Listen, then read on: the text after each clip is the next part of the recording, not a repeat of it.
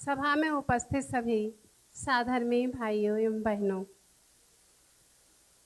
आज स्वर्ण जयंती के अवसर पर बहुत ही सुंदर विषय पर गोष्ठी का आयोजन किया गया है।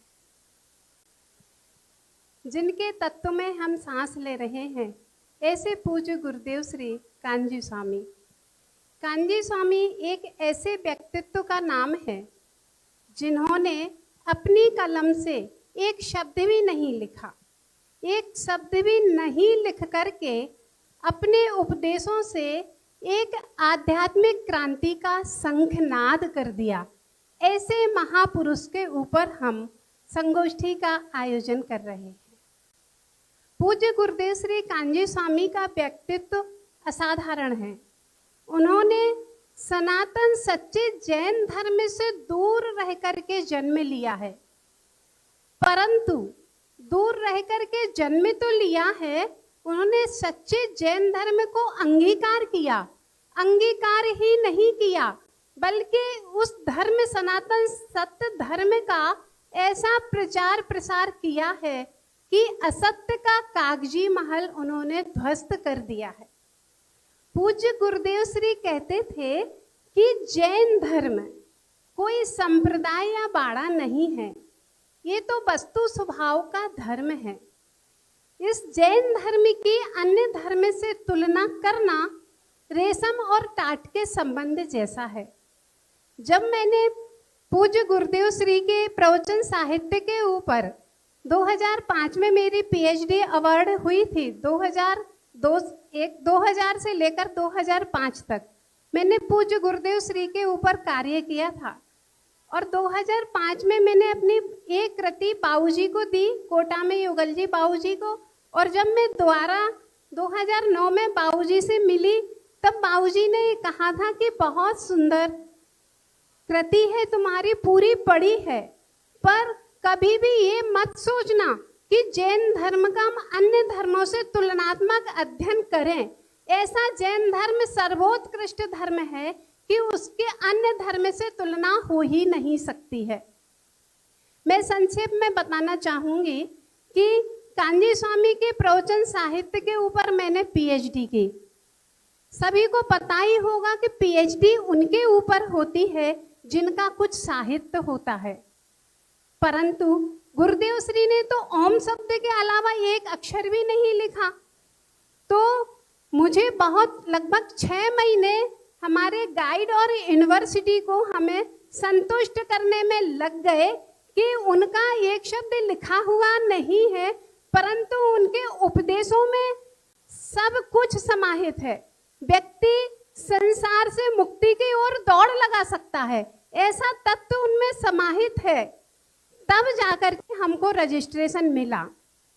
हमने जो पीएचडी लिखी, उस पीएचडी में भी जिन्होंने मुझे बहुत सहयोग किया, उनका भी मैं धन्यवाद देना चाहती हूँ। आदरणीय बाल ब्रह्मचारी हेमंत भाई जी, उनके साथ रही, उन्होंने एक एक शब्द से पीएचडी का अध्ययन किया और मुझे मार्गदर्शन किया।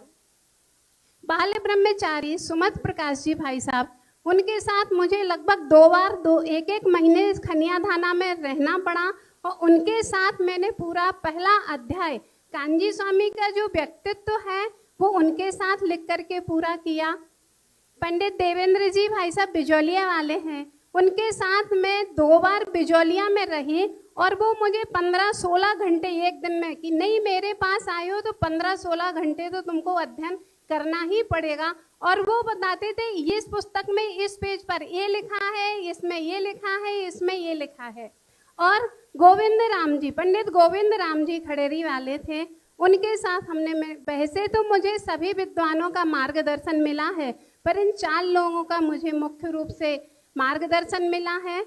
आपके प्रति मैं धन्यवाद ज्ञापित करती हूँ। मेरे जो गाइड हैं, जब मेरे पीएचडी का रजिस्ट्रेशन नहीं हो रहा था कि पहले तो मैं गुजराती में प्रवचन सुनाऊं, फिर उसका हिंदी में करूं, फिर हिंदी पुस्तक में क्या लिखा गया है वो बताऊं, तो मैंने हमारे जो गाइड थे, मैंने कहा सर मुझसे नहीं हो पाएगा, मैं सर्विस करती हूँ, मेरा परिवार है और मैं इतना समय कैसे दूंगी। तो उन्होंने कहा कि यदि पीएचडी करना है तो घर बैठे नहीं, सर्विस करनी ही होगी। यदि सर्विस छोड़ दोगे तो मैं पीएचडी नहीं कराऊंगा। तो ऐसे मेहनत करके 8 अध्यायों में ये पीएचडी है, और 8 अध्यायों में देखें, आपको जब लगेगा तो पहले अध्याय में पूज्य गुरुदेव श्री के व्यक्तित्व विकास, व्यक्तित्व एवं कृतित्व का वर्णन है। दूसरे अध्याय में श्रमण परंपरा से पूज्य गुरुदेव श्री को कैसे स्थान मिला। तीसरे अध्याय में जो उनके मुख्य प्रवचन साहित्य के जो ग्रंथ हैं, फिर अगले अध्याय में उनके मूलभूत विशिष्ट विषय क्या हैं, उन्होंने मुहावरे का कहाँ प्रयोग किया है, भाषा कैसी है, उनकी शैली कैसी है, उनका साहित्य क्या है, उनके हिंदी साहित्य में कैसे क्या देन रही है, इत्यादि मुख्य विषयों को लेकर के इसमें समाहित किया है। अब मैं संक्षिप्त में पूज्य गुरुदेव श्री का जीवन परिचय आप सबके सामने प्रस्तुत करती हूँ।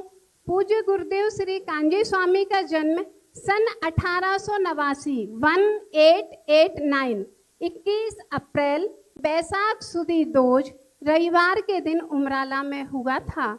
आपके दादाजी का नाम पुरुषोत्तम दास जी था। गड्ढा गांव है पास में, वहाँ रहते थे।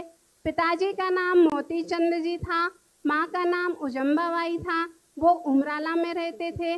छोटा सा साधारण सा परिवार था। 5 भाई बहनों का। बड़े भाई का नाम दीपचंद जी था, दूसरे भाई का नाम खुशहाल भाई था, तीसरे स्वयं कांजी स्वामी थे, चौथे भाई मगन भाई थे, और उनकी एक छोटी बहन थी, हरी बहन थी।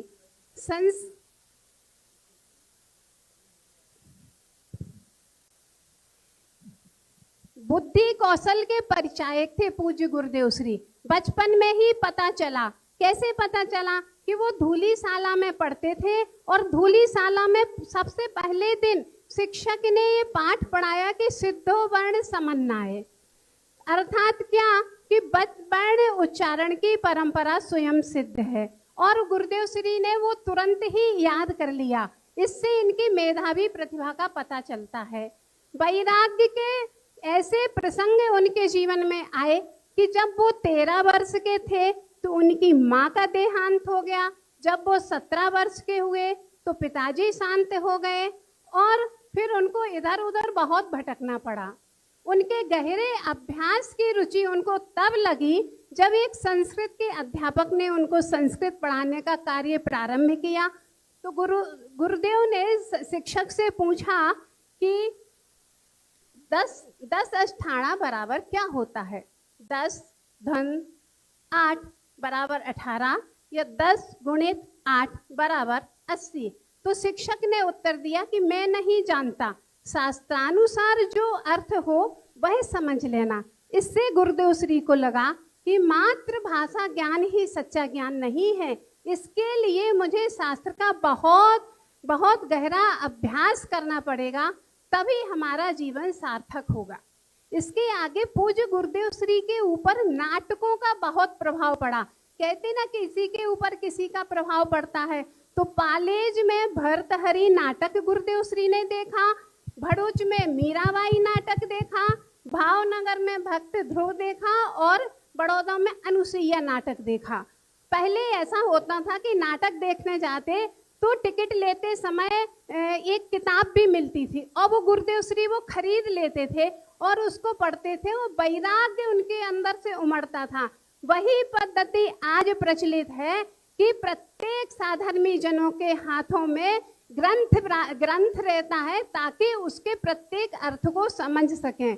पूज्य गुरुदेव श्री को एक समय सार मिला और एक मोक्ष मार्ग प्रकाशक मिला, पर उनके तत्व प्रभावना योग में आज घर घर में समय सार है, आज घर घर में मोक्ष मार्ग प्रकाशक है। इससे बड़ी देन पूज्य गुरुदेव श्री की और क्या हो सकती है।